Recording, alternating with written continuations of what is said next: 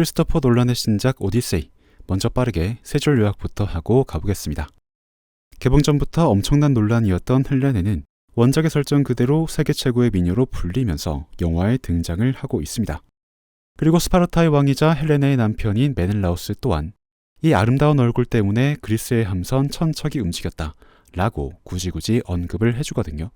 그래서 그 순간에 몰입이 깨지는 경험은 어쩔 수 없이 진짜로 불가항력적으로 발생을 하긴 합니다. 이건 인종차별의 문제를 떠나서 세계 최고의 미녀라는 수식어는 사실은 또 다른 문제잖아요. 그래서 그 대사가 나오자마자 아 이게 맞나 싶어지면서 조금은 몰입이 떨어지는 걸 겪게 됩니다. I want you to imagine really quick that you're sitting in a movie theater and you're sitting next to Homer. And you watch The Odyssey. When it's over, you can lean over and go, okay, cool. What'd you think about how I did this? Right. What is an aspect of your performance that you'd love to get his thoughts on? I'd be like, so Homer, how do you feel about the screen time given to these women, considering how little you spent with them? Okay. 그런데 영화의 전체를 기준으로 따져보면은 헬레네의 출연 분량은 2분 정도밖에 안 되고요. 애초에 오디세이에서 헬레네는 딱히 중요한 인물도 아니기 때문에 이게 영화의 감상에 엄청난 영향을 미친다. 막상 영화를 보면은 그런 생각은 전혀 들지 않습니다. 물론 그럼에도 불구하고 이 캐스팅이 너무나 마음에 안 드는 분들이 계실 수도 있으니까요. 여기에 대한 자세한 이야기는 영상의 마지막에서 추가로 해보도록 하겠습니다. 어쨌든 이 문제 때문에 이런 영화를 극장에서 보지 않는 선택을 하신다면요. 그거는 오히려 본인의 손해라고 말씀드릴 수 있을 정도로 이 영화는 압도적인 완성도를 보여주고 있습니다. 그러니까 웬만하면은 헬레네 때문에 뭐 어떻다 이런 말씀 하지 마시고요. 그냥 극장에 가서 보시는 거를 추천드립니다. 그리고 원작의 내용을 미리 알고 가시는 게 거의 필수적입니다. 영화의 전체적인 분량을 분류해 보자면 대략 절반 정도는 오디세우스의 모험, 또 나머지 절반은 이타카에서의 정치 대결과 복수극이라고 말씀드릴 수가 있겠는데요. 원작에 나오는 모험 파트의 분량이 워낙 방대함에도 불구하고 이번 영화에서는 그거를 90분 정도로만 압축을 시켜놨기 때문에 그 과정에서 등장하는 마녀 키르케나 여신 칼립소, 동굴에 사는 외눈박이 키클롭스와 거인 종족 라이스트리곤인들에 대한 설명은 거의 생략이 된 수준으로 빠르게 진행이 됩니다. 물론 그들에 대한 사전 지식이 없더라도 이야기를 큰 줄기에서 이해하는 데에는 뭐 별다른 어려움이 없겠지만요. 칼립소가 왜 7년 동안이나 오디세우스를 가둬두는 건지, 또 계속해서 언급되는 제우스의 환대법이란 것은 구체적으로 어떤 건지, 그리고 신비로운 거인 종족들과 괴물들은 어떤 특성을 가지고 있는지 등등은 자세하게 설명이 되지 않은 채로 마치 미지의 자연현상처럼만 제시되기 때문에 그 장면을 볼 때마다 순간적으로 물음표가 떠오를 수가 있어서 가능하다면 원활한 감상을 위해서 원작의 내용을 미리 파악하고 가시는 걸 강력하게 추천드립니다. 제가 미리 올려뒀었던 이 영상을 참고해 주시면요. 원작의 내용을 파악하시는 데 많은 도움이 될 겁니다. 그리고 생각보다 판타지 영화의 색채가 훨씬 더 옅습니다. 물론 영화의 오프닝에서 마법이 존재하던 시대라고 세계관을 정의를 해놓고 실제로 영화 속에도 고대 그리스 신화 속의 존재들이 등장을 하고 있지만요. 영화 속에서 그걸 묘사하는 방식들은 판타지적이라기보다는 차라리 주인공이 맞닥뜨리는 자연적인 재난 같은 느낌에 훨씬 더 가깝습니다. 그래서 영화는 신비로운 판타지 모험극이라기보다는요. 주인공이 내면에 품고 있는 고통을 따라가는 심리극에 훨씬 더 가깝습니다. 그래서 논란 작품 중에서 계열로 따져보자면은 되게 잔잔하게 흘러갔었던 오펜하이머에 훨씬 더 가까운 것 같아요. 그래서 우리가 보편적으로 생각하는 판타지 영화인 반지의 제왕처럼 막 박진감이 넘친다거나 선악이 명확한 대결 구도가 있는 느낌은 절대로 아닙니다. 그래서 스케일이 거대한 전투씬이나 화려한 마법 장면 같은 것들을 기대하신다면요. 이번 영화에서는 그런 기대를 충족시키기가 어려우실 수도 있습니다. 심지어 어떤 측면에서는 오디세우스가 종교적인 구도자의 느낌으로 묘사가 되기 때문에 이런 점들은 충분히 참고를 하시고 관람을 하시는 게 좋을 것 같습니다. 물론 이러한 단점들에도 불구하고요. 저의 오디세이 평점은 5점 만점입니다. 이건 뭐 평점에 대해서 고민할 만한 여지도 별로 없는 것 같아요. 사실 저는 리뷰 영상을 만들어야 되다 보니까 보통은 극장에서 메모를 하면서 영화를 보는 편인데요. 이번엔 그냥 메모할 생각 같은 건 전부 다 포기를 하고 그냥 넋을 놓고 영화를 보다가 왔습니다. 그만큼 정말 대단한 영화라는 점 말씀드리고 싶어요. 그러니까 뭐 헬레네가 조금 불편하다, 뭐 원작 때문에 진입장벽이 있다, 뭐 이런 거 따지지 마시고요. 내가 지금 살고 있는 시대에 이런 영화가 나왔다는 거는 시간이 조금만 지나도 역사처럼 기록될 만한 사건이니까 그냥 극장에 가서 살아있는 역사를 느껴보시는 게 문화적으로 훨씬 더 현명한 선택일 거라고 생각을 합니다.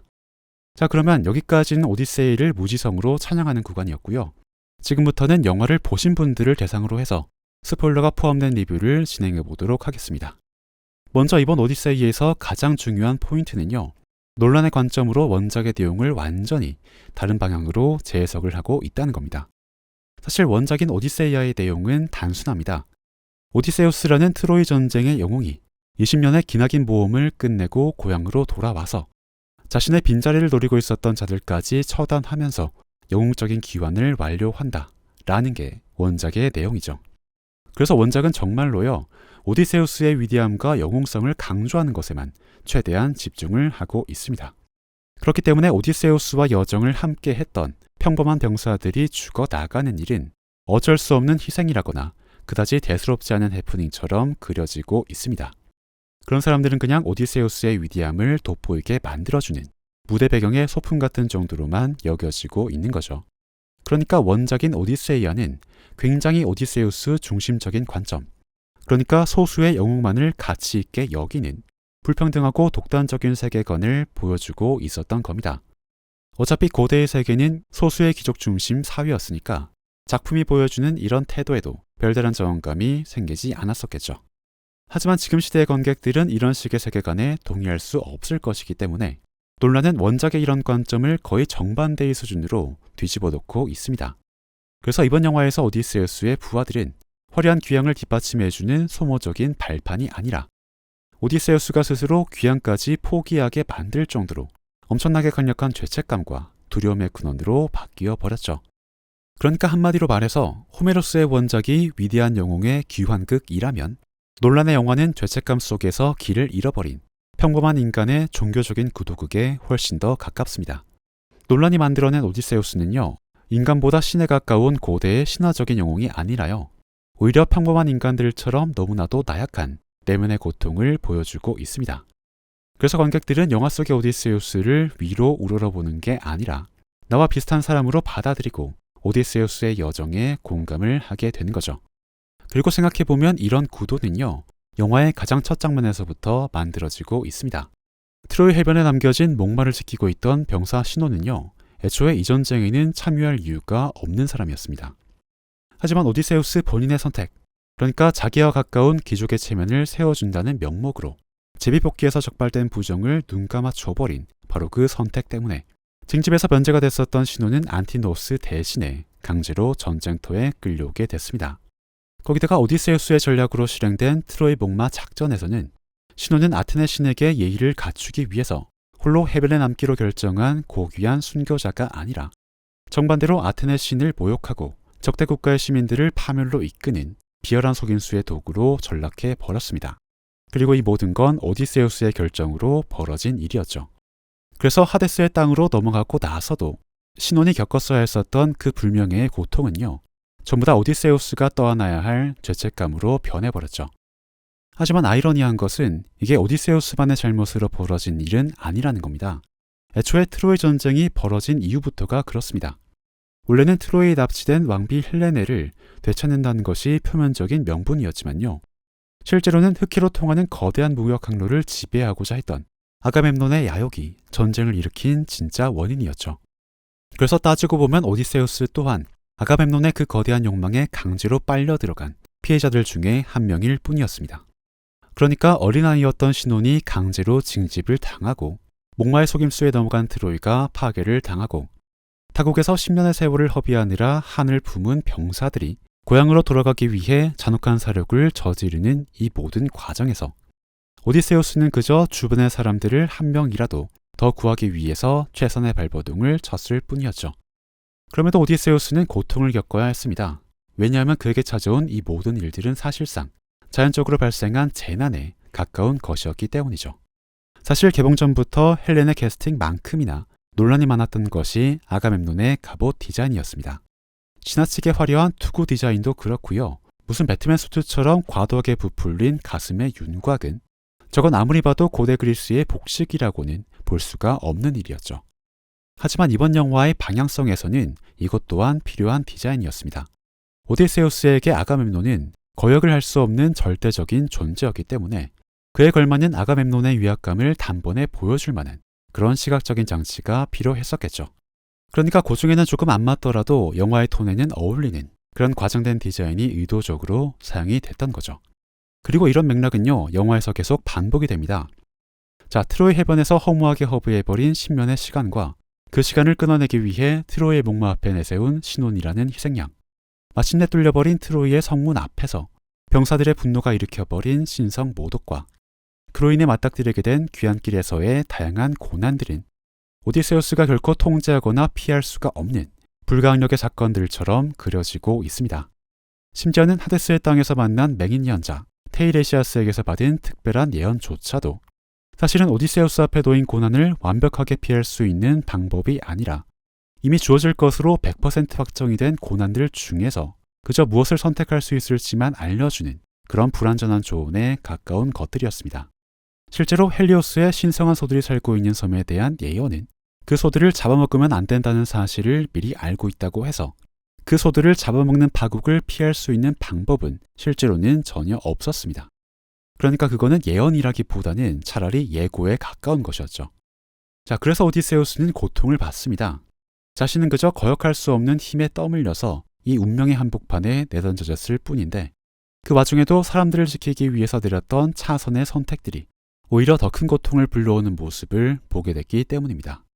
그래서 오디세우스는 주변의 재앙을 몰고 다니는 자신 같은 사람은 고향에 돌아가서는 안 된다고 생각해버리기까지 하죠. 그렇기 때문에 세렌의 노래 속에서 무엇을 드러나는 질문에 오디세우스는 이렇게 대답합니다. 자신이 가장 원하는 것을 노래로 들려준다. 하지만 무언가를 원하게 되는 이유는 내가 실제로는 그것을 가질 수가 없기 때문이다. 그리고 가장 강렬하게 원하게 되는 것은 내가 한때는 가진 적이 있었으나 지금은 가질 수가 없게 된 것이다. 그러니까 오디세우스는 한때는 가진 적이 있었던 이타카 섬에서의 생활과 그곳에서 기다리고 있는 가족들을 그 무엇보다도 간절히 원하지만 이제는 그것을 가질 수가 없게 됐다고 생각하기 때문에 세렌의 노래를 들으면서 그토록 고통스러워 했던 겁니다. 왜냐하면 인간 세계의 약속과 신들의 법을 어기고 트로이를 멸망시킨 자신 같은 사람은 더 이상 고향에 돌아갈 자격이 없을 거라고 생각을 했기 때문이죠. 그래서 그는 칼립소와 함께 보낸 7년의 시간 동안 기억을 잃게 만든 꽃 로투스를 먹습니다. 처음에는 오디세우스를 살리기 위해서 칼립소가 먹였었지만 그 다음부터는 오디세우스가 자진해서 고통스러운 기억을 잃기 위해 로투스를 집어먹었죠. 하지만 그런 와중에도 오디세우스는요, 파도에 떠밀려온 뗏목 조각을 모으고 다닙니다. 그게 무엇인지조차도 기억하지는 못하지만 왠지 모르게 몸이 시키기 때문에 그렇게 움직이고 있죠. 그러니까 오디세우스는 고향에 돌아가기가 두려워서 로투스를 먹고 있으면서도 또 한편으로는 고향으로 돌아가기를 원하면서 뗏목 조각을 모으고 있는 겁니다. 다시 말해서 오디세우스의 내면에서는 두 개의 마음이 서로 충돌을 하고 있는 거죠.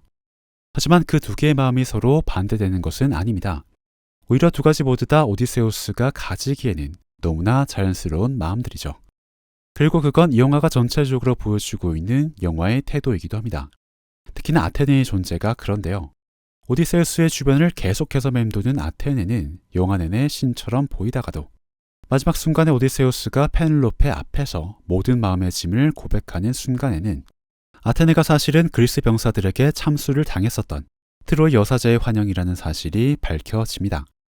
그리고 오디세우스가 진정한 의미의 귀향을 결심하는 순간 오디세우스의 죄책감을 상징했던 그 환영 또한 모습을 감추면서 사라져 버리죠. 자, 그렇다면 여기에서 질문이 생깁니다. 그러면 여사제의 그 환영은 정말로 트로이 여사제만의 환영이었던 건가? 아니면 아테네가 그 여사제의 모습을 빌려서 오디세우스의 주변을 맴돌았던 것인가? 그러니까 인간의 혼령인 건지 여신의 현신인 건지에 대해서 영화는 의도적으로 명확한 대답을 내놓지 않습니다. 왜냐하면 둘 중에서 어느 쪽이든 아니면 둘 다이든 간에 그 모습이 오디세우스의 죄책감을 상징한다는 사실에는 아무런 변화가 없기 때문이죠. 자, 초반에 말씀드렸던 것처럼 이번 영화에서 중요한 건요, 오디세우스가 독단적으로 특별한 영웅이 아닌 보편적인 감정을 겪는 보통의 사람으로 존재하는 것입니다. 그러니까 오디세우스 앞에 나타났던 것이 여사제의 환영이든 아니면 여사제의 모습을 빌린 아테네의 현신이든 영화가 의도적으로 모호하게 설정해놓은 그 연출의 진실이 무엇인지는 사실 아무런 의미가 없는 거죠. 그래서 충성스러운 하인 에우마이오스가 나그네로 변장한 오디세우스에게 물었을 때 오디세우스는 복수를 갖고 돌아오는 것이 아니라 모든 것을 갖고 돌아올 것이라고 대답을 합니다. 물론 그 모든 것에 구체적으로 어떤 것들이 포함되는지는 전혀 상관이 없습니다. 그저 명확하게 단 하나로 규정하기가 힘들 만큼 복합적이라는 의미만 전달이 되면 그걸로 충분하니까요. 그러므로 그 복합적인 것들에게서 고통을 받았었던 이 모든 여정이 오디세우스의 잘못으로 시작이 되었었던 건지, 아니면 야욕을 부린 아가멤논이나 잘못된 계시를 던진 신들의 잘못으로 시작되었던 건지, 그것도 아니라면 그들이 던져놓은 씨앗을 오디세우스가 실수로 더 키워버렸던 건지는 애초에 따질 수도 없고 이 영화에서는 따져봤자 의미가 없는 일이 되어버립니다. 거듭 말씀드리지만 이번 영화에서 중요한 건 고대 영웅의 신화라는 형식적인 틀은 가져오되 그 내부에는 현대적인 가치관과 감정선을 채워 넣어서 현대를 배경으로 해서는 느낄 수가 없는 복합적이고 거대한 감정을 느끼게 만드는 거였으니까요. 그런 측면에서 바다에서 오는 자들을 계속 언급하면서 문명의 종말을 암시하는 부분도 아주 훌륭한 연출이었다고 생각을 합니다. 사실 여기서 말하는 문명의 종말이란 건요, 오디세우스가 살았던 기원전 12세기의 청동기 이후로 약 300년 동안 그리스의 미케네 문명이 붕괴하면서 찾아왔었던 암흑기를 가리킵니다. 이 시기에는 실제로 해상민족의 침략과 그리스 내부의 기근으로 문자로 기록된 역사가 아무것도 남아있지 않을 정도로 생활상의 어려움이 있었다고 합니다. 그리고 원작인 오디세이아의 작가 호메로스가 바로 이 시기를 살았었던 것으로 추정이 되는데요. 호메로스는 이 암흑기를 극복하기 위한 문화적인 수단으로 청동기의 위대한 영웅들에 관한 이야기를 쓰면서 잃어버린 인간성을 회복하자는 메시지를 던졌던 걸로 보입니다. 그러니까 바다에서의 침략과 문명의 종말이란 것은 사실 작품 외부에 존재했었던 것이지만 논란은 의도적으로 그 부분을 영화 안에 합쳐 놓음으로써 작품이 주는 복합적인 감정의 폭을 더욱더 확장시켜 놓고 있는 겁니다. 그래서 이게 사실은 진짜 사소한 터치인데 이 사소한 터치 하나로 만들어낸 분위기가 굉장히 강력해서 이런 부분에서도 논란의 연출력이 정말 경제에 다다랐다는 생각을 하게 됐습니다. 자, 그리고 마지막으로 말씀드릴 것은요, 헬레네의 캐스팅에 관련된 이야기입니다. 물론 논란의 진짜 의중이 무엇인지는 본인이 직접 밝혀야만 우리가 알 수 있는 거겠지만 지금까지 나와 있는 추정 중에서 가장 가능성이 높아 보이는 건요, 이게 다 오스카 작품상을 따기 위한 전략이라는 설명입니다. 자, 미국에서 열리는 오스카 시상식은요, 2024년부터 작품상 심사 기준에 4개 항목을 제시하고 있습니다. 그리고 그 중에서 최소 2개의 항목을 충족을 해야만 작품상 후보에 오를 수 있다는 새로운 기준을 발표했어요. 그 4개의 기준 중에서 캐스팅에 관련된 항목은 기준 A인데요. 오스카 작품상을 수상하기를 희망하는 작품은 위와 같은 기준 A의 3가지 하위 항목 중에서 최소한 1가지는 만족을 시켜야 합니다. 자, 그러니까 헬레네의 캐스팅은요, 기준 A 중에서도 바로 1번, 주연 배우나 주요 조연 중 적어도 한 명이 백인 외의 다인종 혹은 민족 출신일 것. 여기에서 중요한 건 주요 조연, 그러니까 수많은 조연들 중에서 아무나 하나를 형식적으로 채우는 것이 아니라 실질적으로도 강한 비중을 갖고 있는 주요 조연 중에서 최소한 한 명은 비백인 배우를 섭외해야 한다는 사실입니다. 자, 그러니까 논란 입장에서는요, 임팩트를 가진 조연 중에서 한 명한테 비백인 배우를 매칭을 해야 되는데 이 기준을 만족하면서도 작품의 전체적인 흐름에는 영향을 미치지 않을 수 있는 그런 최적의 수를 찾아냈어야 됐던 겁니다. 자, 그런 측면에서 바라본다면요, 작품 전체에서 가지는 비중이 약하지는 않지만 출연 분량은 적어서 감상에 미칠 수 있는 영향력은 그나마 적은 세상에서 가장 아름다운 여인 헬레네가 가장 최고의 수라는 판단을 내렸을 겁니다. 그리고 실제로도 영화를 볼 때에는 생각보다는 데미지가 크지가 않았고 또 수많은 논란에도 놀라지 않은 논란은 프로답게 대외 활동을 잘 마무리해가고 있으니까 해당 기준을 내놓은 오스카 측에서도 꽤나 자기들 체면이 섰다는 판단을 했을 겁니다.